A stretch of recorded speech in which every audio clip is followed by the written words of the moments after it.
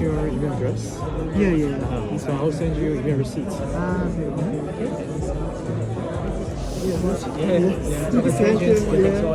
Thank you. Assalomu alaykum hammaga. Bugun xudo xolasa mana MacBookni unboxing qilamiz. Bugunga nasib qilgan ekan. MacBook demak M4 Pro.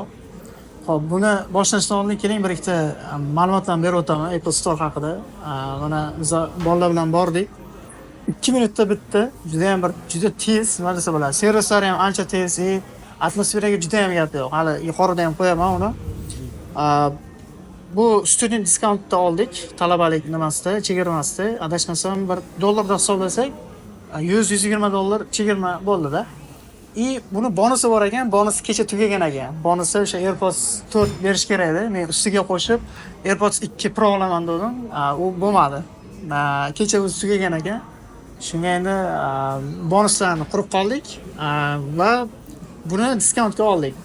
MacBook Pro demak M4 ni o'zi, ya'ni asosiy modeli, base model hisoblanadi. Xotirasi 512 va demak operativkasi 16. Bo'lmasa boshladik. Qani, bismillah.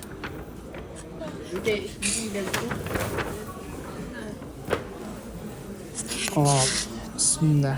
Qani boshlaylik. Hop. Bu tomondan ekan. Ketdik.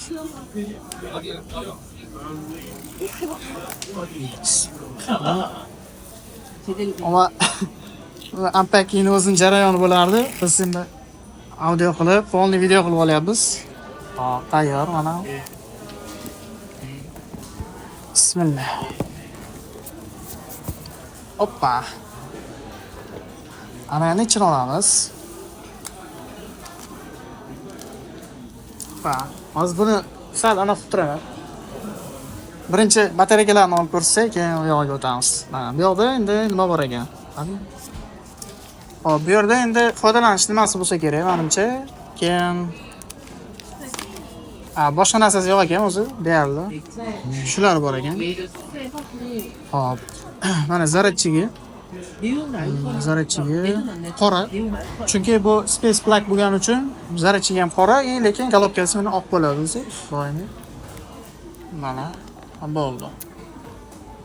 Bunisi boshqacha chiqdi ekan. Ko'rganimda boshqacha edi. Yaxshi.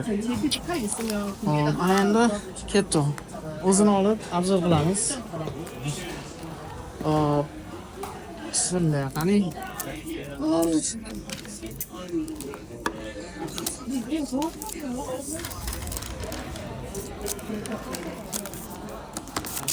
Qani.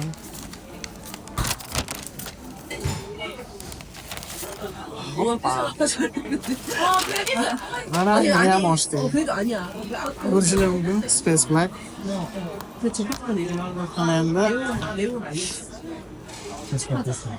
Bitta teskari to'piydi. Bismillah. Hoppa. Ana ko'rishlar mumkin.